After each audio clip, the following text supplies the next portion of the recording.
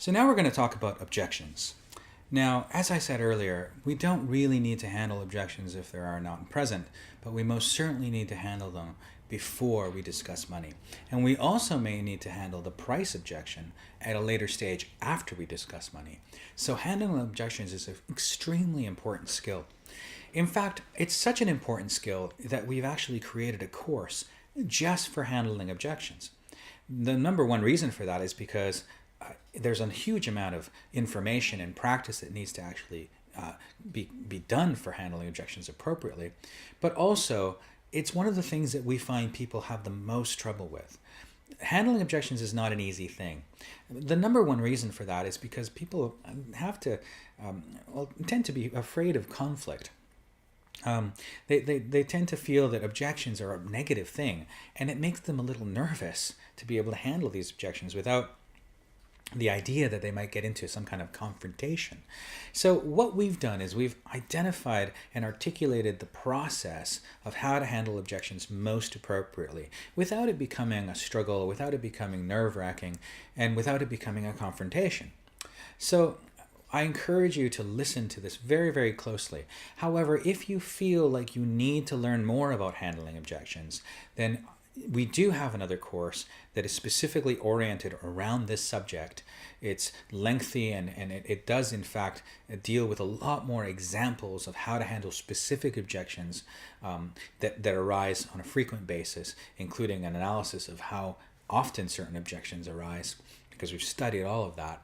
But for now, let's just talk a little bit about the nuts and bolts and the basic process of handling objections so that you can be prepared to do that at the consultation at this stage. Now, the very first step in handling an objection is to clarify the objection. What you need to do is you need to make sure that you don't answer every question immediately. If somebody says, "How safe is this?" Okay, you need to be clear on what is actually being asked. How safe is what? How safe is the treatment? How safe is your particular treatment that we're advising? How safe is it in the short term? How safe is it in the long term? It's really, really very important to make sure that we're answering the real question here. So in order to answer the real question, we need to rephrase that question by feeding it back to the person and asking them a question that I call a clarifying question. A clarifying question is exactly what I just suggested to you here. So when somebody says, "How safe is this procedure?" you turn around and say, "Well, it would help me to understand a little bit more about the specific concerns that you might have around safety. Can you tell me a little bit more about what they are?" The same thing can go for money. If somebody says, "How much does it all cost?" Well, you need to turn around and go, "Okay, well, I probably need to know a little bit more about what we can offer you before I know how much it's going to cost. Can you tell me a little bit more about what you need?" Okay, so what you're doing here is you're turning the question around, and it's important here not to do this in an evasive way. And this is one reason why we have a whole course on this, because it's very easy to get objections wrong. It's very easy to turn people off, and it's very easy to fall into a confrontational stance, which is exactly what we don't want to do. But for now, let's just simply confirm that what we want to do when we're receiving some kind of question that sounds like an objection, we need to be able to respond to that person with a clarifying question, mainly so that we can truly understand the question we're answering. This is especially important when somebody says, "I want to think about it." Now, what I would respond to "I want to think about it" is simply this: "It sounds like you have some concerns. Can you tell me a little bit more about what they are?" And when you've done that, then you're actually allowing for that patient to begin articulating all the concerns that they might have. You may need to do this a couple of times to be a little bit more investigative and probing into what specifically is causing them concern. The last thing you want to do is when somebody says, "I want to think about it," is to reply to them, "Well, what do you want to think about?" Yeah, that's confrontational. So there's a slight nuance there, and ensuring that you're keeping that conversation very, very civil and polite and respectful. The next stage will help you do just that. Before I get into empathizing, which is the second point, I'm going to give you a few clarification question examples on how to handle the price objection, which is one of the most common objections you're going to get. So one of my first ones would be, what is it about the fee that's causing you concern? Okay? Because when somebody says it's too expensive, well, I really don't necessarily have to assume what that is. I need a little bit more clarification. So that's one question. What is it about the fee that's causing you concern? Another question is, what is it about the price that's holding you back? Okay, they might turn around and say, well, it's too much.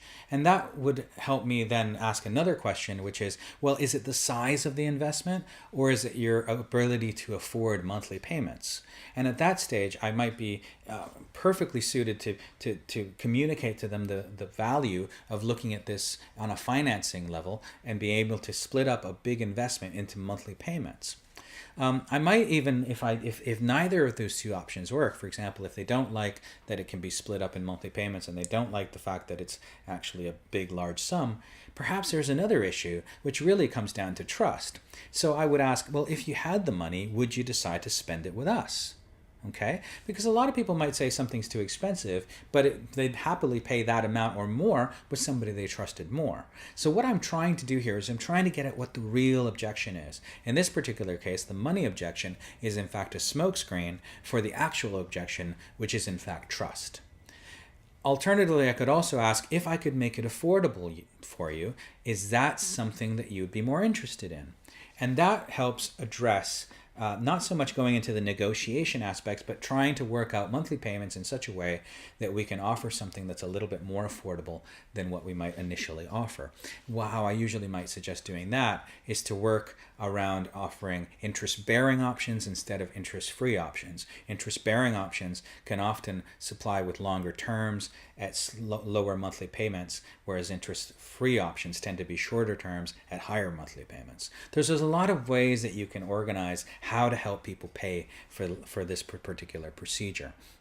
Again, remember, don't answer every question immediately. Avoid answering any objection that doesn't get in the way of the appointment. If there's an objection that gets in the way of the appointment for the next step, then go ahead and answer it. If it's totally different, then don't. There's no need to go there. Defer it to another line. Again, if the patient is introducing a medical objection, at this stage, you really have to be clear that that objection was either covered during the consultation or it hasn't been. And if it wasn't covered by the practitioner, then I would advise you to get up. Don't ask permission. Just get up off the chair and say, I'll be right back. Go and find the practitioner and bring them back into the room and have them answer that clinical objection. It's much, much better coming from them. And the reason I say don't ask for permission is because often patients will say to you, oh no, I don't want to bother them anymore. Just get up and go. This is really, really important. And having your wits about you when doing this is a really, really important thing to do, because you don't want to let the patient control the interaction at this stage. You want to be in control. So this is sometimes a bit of a challenging job, because we don't often get the opportunity to handle objections because we never handled them before.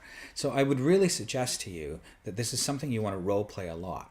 As I said, we have another course that will help you do this with very structured exercises on how to in fact handle objections appropriately, breaking it down to the minute points. If that's something you're interested in, we can actually alert you as to what that's all about. Now, the second step in handling objections is empathizing with the objection. Yeah? You want to empathize with the objection in such a way that you're not arguing or retorting the objection. Yeah? You are helping the patient understand that you appreciate that they have an objection and that you are ready to address it on their terms. So what I would suggest to you is use terms or use statements that sound a little bit like this. When the patient gives you an objection, of course, first of all, you have to clarify it. And second, deliver an empathy statement, which sounds like this. I understand that you might feel that way. And many others, in fact, have felt the same way. But what they found was that, and then get into the objection handle. You could very simply say what they found was that after I've explained the facts behind the issue, that they find that it's actually quite comfortable. This is known as the feel, felt, found technique. Again, it sounds like I understand that you might feel that way. So what we're doing with that is we're saying to the patient, I completely appreciate that you have that perspective. I'm not disagreeing with you. Number two, you would say many others have felt the same way. And that's the felt component, which essentially says, listen, you're not alone in thinking this kind of thing, so it's not a stupid objection. Thank you for raising it, and I'd like to hear more objections if you have them. And number two, what they found, or sorry, number three, is what they found is that once they've heard the facts behind the matter, it's not so much of a concern. Well, what that addresses is the fact that it basically provides the patient with an understanding that most of these objections, yes, they're appreciable, and they're also something that other people have, but also that other people have found that those objections are not as important or not real after it's been explained. This sets up the explanation very, very well, and it helps you also empathize with the patient so that they don't feel that you're arguing with them. Remember, it's okay to acknowledge a weakness. If you offer a high price, then say that, yeah, our prices are higher than the others. But many patients have found that there's a good reason for that. Okay? Again, it doesn't have to be perfect. It just has to be better than what they're doing right now. So you need to be able to make sure that you keep that in your mind and be able to admit the weaknesses that are inherent in your product, but also discuss why those weaknesses can in fact also be strengths. The price is an excellent solution for that, because obviously many people do believe that the higher something is priced, the more quality it is. And when people have that feeling, then you can really, really use your backup and your evidence as to why you're high quality in order to help justify a higher price. In fact, I've found that some clinics that increase their prices over time and at the same time offer evidence to suggest why those prices are higher than the competition end up in fact with more volume and more patients than when they had a lower price, which is really counterintuitive but is a fact. So that's the next thing you want to role play. You want to role play these empathy statements and make sure that you're able to use the feel and the felt and the found in various ways with different objections. Again, it sounds a lot like, I understand how you feel that way, or I can appreciate that you feel that. Many others have felt exactly the same way. That's number two. And number three is, however, what they found is that once we've explained the facts behind this issue, it's not so much of a concern. Okay, so you want to practice that phrasing as much as you can so that you can handle objections appropriately in that way. Remember, if you debate with these patients, then what's going to happen is you're going to get an equal force in resistance. Okay, what you do not want to have is an arm wrestling match with a patient about who's right. It doesn't really matter who's right. What matters are the facts. What matters are the emotional aspects behind the objection. So don't get into any kind of debate with a patient. You're always going to lose. So just make sure that you're role playing this, make sure that you have the confidence to do this properly, and then go to the next step. The third step is isolating the objection. When you isolated the objection, what you're saying is essentially, I know you have you have this objection, but it's also potentially likely that you have many other objections. So I'd like to know what they are before I handle each objection, if that's okay. And how you phrase that is you say, apart from this issue, was there anything else that was holding you back from going forward or from this choice? Yeah. So you ask them something like that in order for them to open up any other objections they have. If you don't do this, what you'll find is you'll find that you'll be answering objection after objection after objection, and it'll start to feel like a game of whack-a-mole, and you're never quite done because an objection keeps popping up wherever your hammer isn't, and you just have to continue playing that game ad nauseum. This is not the situation you want to get into. Instead, you want to isolate the objection and have the patient respond to you and either say, yes, that's the only objection, and if it is, then you can handle it. Perfect. If it isn't, then you need them to list the objections, okay? You need to get them to list the objections out, and you need to exhaust them of the objections they might have. So how one does that is you have to ask them to list it. So once you've already asked, well, apart from that issue, is there anything else that was holding you back from this procedure? Then if they say, yeah, there's a couple of things. If they list it themselves, that's fine. If they don't, you go, okay, well, is there anything else then? Can you tell me what that is? Is there anything else? Is that all? What you want to do is you want to exhaust them of all the objections they have, get them all down on paper, and then choose which objection you're going to handle first. Now, usually I would suggest that you handle the objections in the order that they were presented, except for price. Again, what's the last objection you handle after you've handled every other objection? You handle the price objection. You handle all the other objections first, because all the other objections will exist after the price. Here's something to remember. There's pretty much only one objection that you can't effectively handle, and that's the price objection. You can't make the money appear. You can't pay for the procedure for them. You can't make it free, and you often can't even discount. So money is going to be a challenge at the end of the day. All the other objections are mitigable weaknesses in any product, that as long as you can consider them as weaknesses that are less impactful than the weakness of what they're doing right now, you can overcome them. The money objection is a difficult one, especially with a high investment product like this. Yes, we have financing, interest-free, interest-bearing, all of that can help. But at the end of the day, if they don't trust you, then they're not going to want to pay for it. So then it becomes more of a trust objection, which you can again deal with slightly differently. Now, in order to overcome the objection, and this is step 5, we have to do a number of fundamental steps. We have to decide whether or not this objection is emotional or whether it's logical. And we also have to determine whether or not the objection is clinical, or whether it's the kind of thing that's administrative or emotional, the kind of things that we can deal with. If it's clinical, like I said, we have to get the practitioner in to overcome the objection.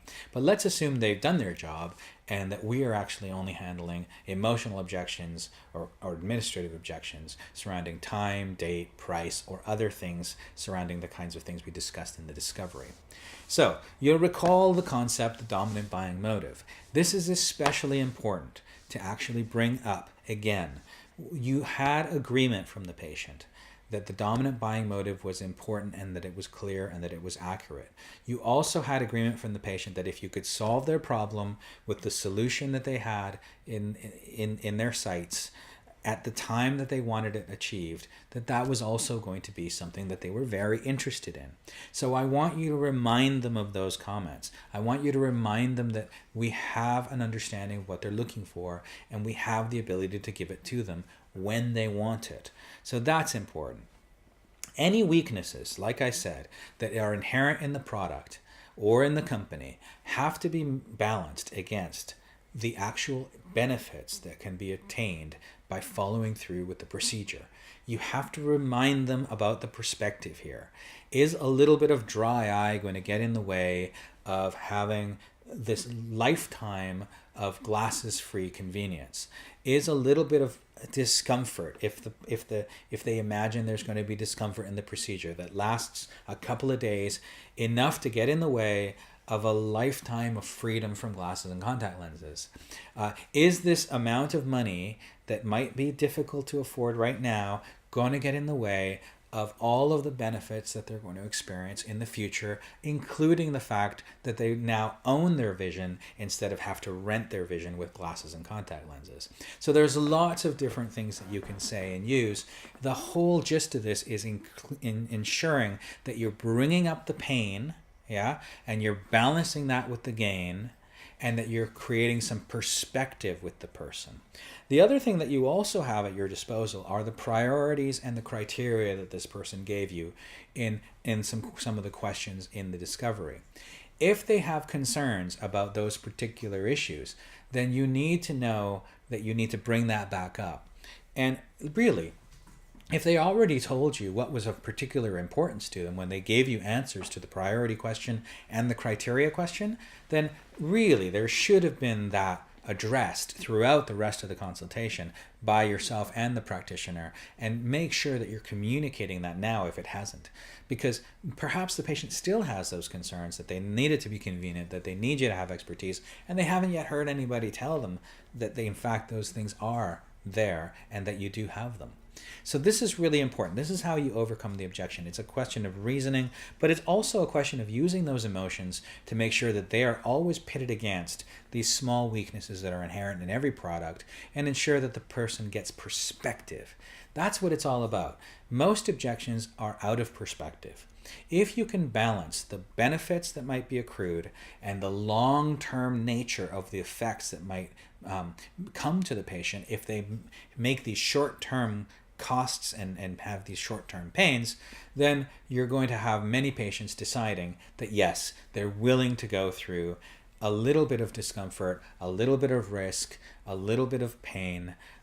When I'm talking about money side, not really physical, because none of this really hurts, in order to get the good stuff that's on the other side of that. You can also ask them about other experiences that they've had that have been similar. For example, have there been any other times where they've, looked at a situation and debated whether or not they wanted something and decided, well, it's going to cost me a little something, but they got something really great at the end. Almost every past experience that has been an important decision has had some weaknesses and it's had some benefits. And most people, after having chosen, make good decisions and end up with more benefits than weaknesses. Again, remember to remind people that it's not the things that we did that we regret, it's the things that we didn't do. Okay? So, remember as well, at this stage, that we are talking really about making sure that the patient is aligned with the next step, which is in fact going towards the money. We have to make sure that all of these objections are handled before we discuss the money. In order to role play this, I suggest you again find a partner, go back and forth. Some clinics that I work with, and this is certainly something that I would do if you had a course with me about objection handling specifically, is we develop what's known as an objections portfolio. What that is a listing of every single common objection you get on an ongoing basis. Why on earth would you handle this from the seat of your pants? You're going to get these objections on an ongoing basis. You might as well list them, and you might as well prepare how to handle these objections in advance. The more you're prepared, the more able you are to deal with any objection and not have that become a nerve-wracking experience. You're prepared, you've rehearsed, and you can handle any objection as if you're essentially just driving to work every day without even thinking about it. So that's what I want you to do. I want you to rehearse these objections, handle those objections appropriately, and then of course make sure that you start listing down some of the objections so that you can overcome them best. And step 6 in objection handling is closing the door on the objection. You'll be quite familiar with these kinds of questions because they're effectively trial closes. Again, the kinds of things you want to do is you want to ask people, once you've overcome the objection to their satisfaction, does this make sense? Yeah, that's a question. Do you have any questions about that? Have I made myself clear? Can we take that issue off the table now? Can we cross that issue off the list? Those kinds of questions will confirm with the patient and yourself that that objection is now handled. It is now solved. We can remove it from the discussion. Then we can go back to the remaining objections that are still on the list. If there was only one, fantastic. If there were more, then go through them step by step exactly as I've described so far. The final one being the price objection, which I've already given you a couple of insights into in terms of clarifying. Again, price is the challenging one, but there are ways that you can manage it. With that, then I would suggest that you need to go back to closing. And then this is where I would suggest you use phrasing like, okay, well, now that that's settled, here's what I recommend. And really, what you're recommending at this stage is moving on to discussing the money. Okay, you've got the dates and the times settled ideally, and then now it's time to figure out what the money is all about. There's a whole bunch of things that I have to tell you about when it comes to money, and we'll get into that in the next few steps.